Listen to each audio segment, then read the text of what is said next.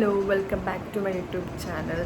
അപ്പോൾ സമയം ഇപ്പോൾ 2 മണിയാണ്, വെളുപ്പിന് 2 മണിയാണ്.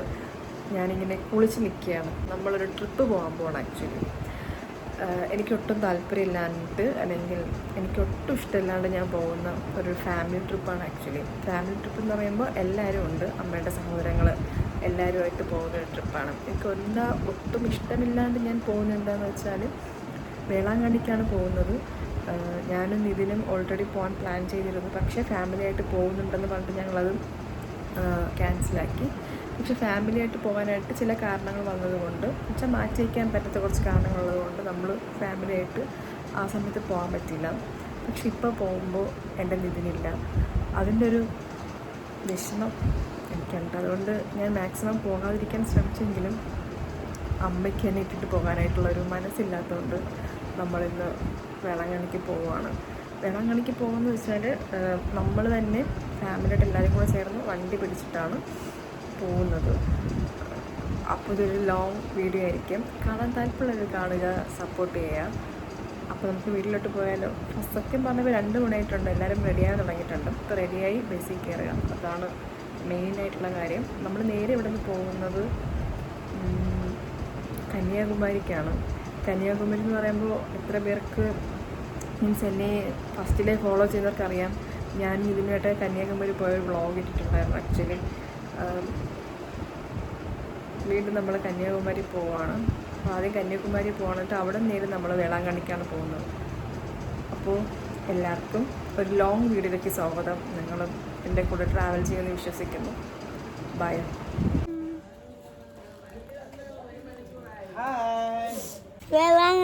മാൻഡി ഒന്നുകൂടെ പറ. നല്ല ഭംഗിയുണ്ട് മാൻഡി, പേടിക്കണ്ട കേട്ടോ. ബാ.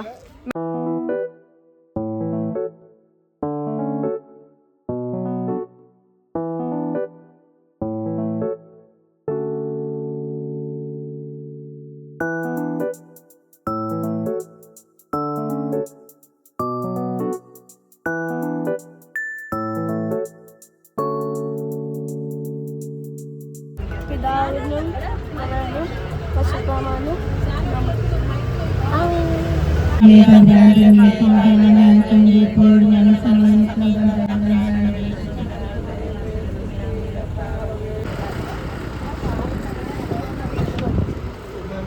വെളുത്തു വേണ്ടി എണീക്ക് വേണ്ടി.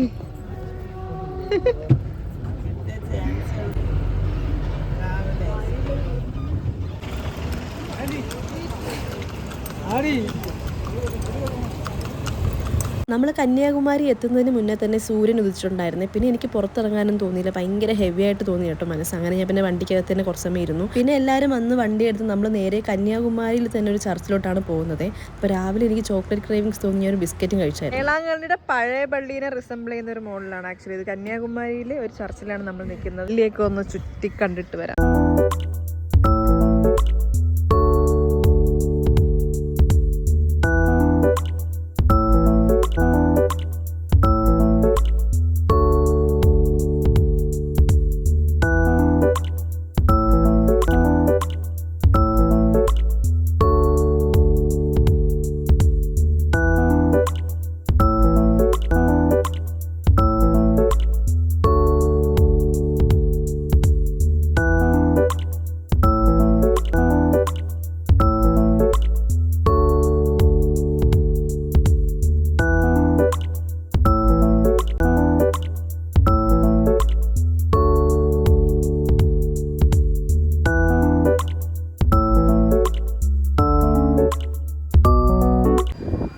ഇത് നമ്മുടെ ഫസ്റ്റ് ദിവസം നമ്മൾ കന്യാകുമാരി പോയി ഇതൊരു അലങ്കാര മാതാവ് പള്ളിയിൽ പോയി. ഇപ്പോൾ നമ്മൾ വന്നിരിക്കുന്ന തലവെട്ട് പള്ളി.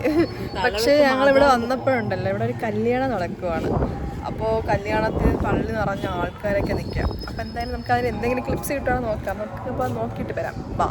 തമിഴ്നാട് കല്യാണങ്ങൾക്ക് നമ്മൾ കണ്ടിട്ടില്ലേ, ബാൻഡും മേളമൊക്കെ, അതുപോലെ കൊട്ടാനിരിക്കുന്ന ചെക്കന്മാർ നിങ്ങൾ കാണുന്നത്. പിന്നെ അതൊക്കെ കഴിഞ്ഞിട്ട് നമ്മൾ അവിടുത്തെ പള്ളികളിലൊക്കെ കയറി ആൾത്താരെയും അതുപോലത്തെ അവിടെ ഓരോ പള്ളിക്ക് ഒരു ഹിസ്റ്ററി ഉണ്ടല്ലോ, ഒരു കഥ പറയാൻ കാണും. അപ്പോൾ ആ ഹിസ്റ്ററിയൊക്കെ ഇങ്ങനെ ആൻറ്റി അങ്കിളൊക്കെ ഞങ്ങൾക്ക് പറഞ്ഞിരുന്നുണ്ടായിരുന്നു. അതൊക്കെ കേട്ട് കുറച്ച് സമയം ഇവിടെ ഇരുന്ന് ഫോട്ടോസും വീഡിയോസൊക്കെ എടുത്ത് നമ്മൾ അവിടെ ഓർമ്മ ശരിയാണെങ്കിൽ 3ാമത്തെ പള്ളിയാണ് അവർ. ഈ പള്ളിയുടെ കാഴ്ച എന്ന് പറയുമ്പോൾ എൻ്റെ ചുറ്റിലും കടല. അടുത്ത് പോയിട്ട് നല്ല വ്യൂ കാണിച്ചു തരാം. കടലും പുഴയും കൂടെ ചേർന്നൊരു സ്ഥലമാണ്. ഞങ്ങളുടെ തീരദേശ സ്ഥലങ്ങളിൽ നിന്നൊക്കെ എല്ലാ വർഷവും ഈ ചർച്ചിലോട്ട് തിരുനാളിന് വേണ്ടി ആൾക്കാർ വണ്ടി പിടിച്ച് വരാറുണ്ട്. ഇപ്പം ഞങ്ങൾ വന്നിരിക്കുന്ന സമയം തിരുനാൾ ടൈം അല്ലാത്തതുകൊണ്ട് അധികം ആൾക്കാരൊന്നും ഇല്ലെങ്കിലും കുറച്ച് ആൾക്കാരൊക്കെ ഉണ്ട്. തിരുനാൾ ടൈമിലൊക്കെ ആൾക്കാർ ഇവിടെ 3-4 ദിവസമൊക്കെ തങ്ങും കേട്ടോ. ഈ പള്ളിമുറ്റത്തൊക്കെ ഇങ്ങനെ തങ്ങിയിട്ട് 3-4 ദിവസം കഴിഞ്ഞിട്ടൊക്കെ ആയിരിക്കും അവർ തിരുനാൾ കഴിഞ്ഞ് പോകുന്നത്.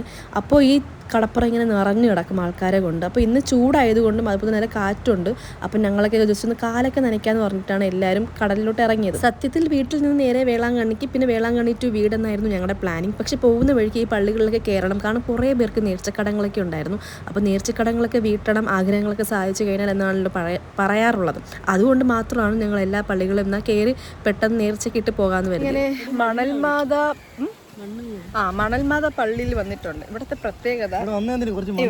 പ്രത്യേകത ഇവിടുത്തെ മണ്ണാണ്. ചുമപ്പ് കളർ മണ്ണാണ് ഇവിടുത്തെ പ്രത്യേകത. കുഞ്ഞിലെ ഞാൻ ഈ പള്ളിയിൽ വന്നിട്ടുണ്ടായിരുന്നു. കുഞ്ഞെന്ന് പറയുമ്പോൾ ഒരു 10ാം ക്ലാസ്സിൽ പഠിക്കുന്ന സമയത്ത്. അന്ന് ഞാൻ അമ്മയോട് ഇങ്ങനെ ചോദിക്കുന്നുണ്ടായിരുന്നു എന്തുകൊണ്ടാണ് ഈ പള്ളിയെ മണൽമാത പള്ളി എന്നൊക്കെ വിളിക്കുന്നതെന്ന്. അപ്പോൾ അമ്മയാണ് എനിക്ക് ഈ പള്ളിയുടെ ബാക്ക് സ്റ്റോറി പറഞ്ഞത്. അതായത് ഒരു പെട്ടെന്നുണ്ടായ ഒരു കൊടുങ്കാറ്റിൽ ഈ പള്ളി മുഴുവനായിട്ട് മൂടിപ്പോയും അതിൻ്റെ മുകളിലെ കുരിശില്ല, കുരിശിൻ്റെ ഒരു കുഞ്ഞു ഭാഗം മാത്രം ഇങ്ങനെ പൊങ്ങി മുകളിലോട്ട് നിൽക്കുന്നുണ്ടായിരുന്നു. ഒരു ദിവസം പാല് വിൽക്കാൻ വന്ന ഒരാളുടെ കാലിൽ കുരിശ് തട്ടുകയും പാലൊക്കെ കമിഴ്ന്നു പോവുകയും, അപ്പോൾ അതെന്താ സംഭവം എന്ന് അറിയാനായിട്ട് അവർ കുഴിച്ചു നോക്കിയപ്പോഴാണ് അതൊരു കുരിശെന്ന് കണ്ടെത്തിയത്. ഇതാണ് മുകളിലത്തെ പള്ളി. ഇതുവഴി താഴെ പോകുമ്പോഴാണ് മണലിൻ്റെ അകത്തുള്ള പള്ളി ഇരിക്കുന്നത്. ഇതിൻ്റെ അകത്തുള്ള താഴെയാണ് നമുക്ക് പോകേണ്ടത്. അണ്ടർഗ്രൗണ്ട് ആണ് പള്ളി. ആദ്യം അവർ കുഴിച്ചു നോക്കിയപ്പോൾ ഇതൊരു കുരിശ് മാത്രമായിരിക്കും എന്ന് കരുതി അവർക്ക് തെറ്റുപറ്റി. പിന്നെയാണ് അവർക്ക് മനസ്സിലായത് അടിയിലൊരു ദേവാലയം മണ്ണുകൊണ്ട് മൂടിപ്പോയെന്ന്. പിന്നെ അവർ ഇതൊക്കെ പുറത്തെടുത്തപ്പോഴാണ് മണലൊക്കെ മാറ്റി പുറത്ത് വന്നപ്പോഴാണ് ഒരു മാതാവിൻ്റെ ദേവാലയം അവർ കണ്ടെത്തിയത്. അങ്ങനെ ഈ ദേവാലയത്തിന് മണൽമാത എന്നൊരു പേര് വന്നു. അന്ന് മുതൽ ഒരുപാട് വിശ്വാസികൾ ഈ പള്ളിയിൽ വരുന്നുണ്ട്. അവർ നേർച്ചകൾ അർപ്പിക്കുന്നുണ്ട്, അവരുടെ ആവശ്യങ്ങൾ നിറവേറ്റി കൊടുക്കുന്നുണ്ട്. മാതാവെന്ന് കണ്ടെത്തിയതിന് ശേഷമാണ് ഇതൊരു വിശുദ്ധ സ്ഥലമായിട്ടും അതുപോലെ തന്നെ തീർത്ഥാടന കേന്ദ്രമായിട്ടും മാറി. വേളാങ്കണ്ണിയിൽ മാതാവിൻ്റെ തിരുനാൾ ടൈമിലാണ് മാതാവിൻ്റെ പേരിൽ അറിയപ്പെടുന്ന വേറെ കുറേ ദേവാലയങ്ങൾ ഇതുപോലെ ആൾക്കാർ വിസിറ്റ് ചെയ്യുന്നതും അവിടെ പോയി ഇങ്ങനെ നേർച്ചകൾ നേടുന്നതും. അങ്ങനെയാണ് ഞാൻ ഈ പള്ളിയെക്കുറിച്ച് അറിയുന്നത്. നമ്മളിപ്പോൾ ഉള്ളത് മണപ്പാട് എന്ന് പറഞ്ഞൊരു പള്ളിയാണ്.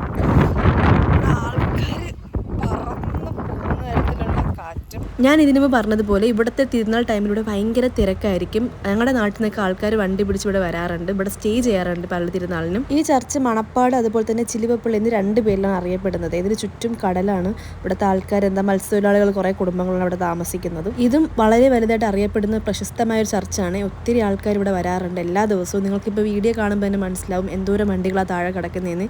ആൾക്കാർ വണ്ടി പിടിച്ച് ഫാമിലിയായിട്ടും അതുപോലെ തന്നെ പല രീതിയിലും ഈ പള്ളി സന്ദർശിക്കാറുണ്ട്. പിന്നെ നമ്മൾ പള്ളിക്കകത്ത് കയറി അവിടെ കുറച്ച് സമയം പ്രാർത്ഥിച്ച് കുറച്ച് സമയമൊക്കെ സ്പെൻഡ് ചെയ്ത് നേർച്ചയൊക്കെ ഇട്ടിട്ട് നമ്മൾ വീണ്ടും അടുത്ത സ്ഥലത്തോട്ട് പോവുകയാണ്.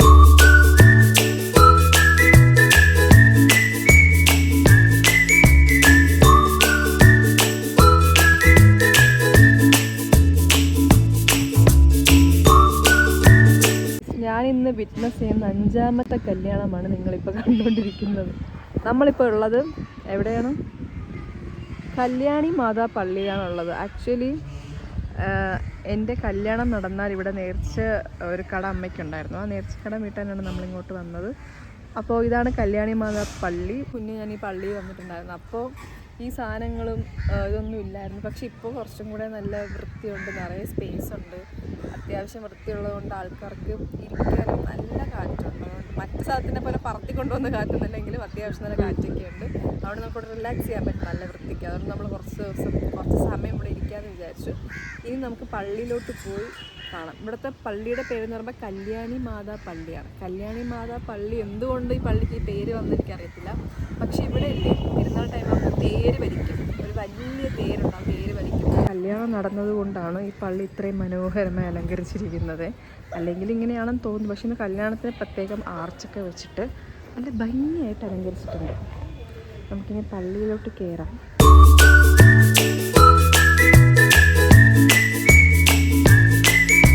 അങ്ങനെ ഈ ചർച്ചോട് കൂടി നമ്മുടെ ഫസ്റ്റ് ഡേ ഇവിടെ അവസാനിച്ചിരിക്കുകയാണ്. നമ്മളിനി നേരെ പോകുന്നത് വേളാങ്കണ്ണിക്കാണ്. ഇനി വേളാങ്കണ്ണിയിലെ വിശേഷമായിട്ട് അടുത്ത വീഡിയോയിൽ വീണ്ടും കാണാം. ബൈ.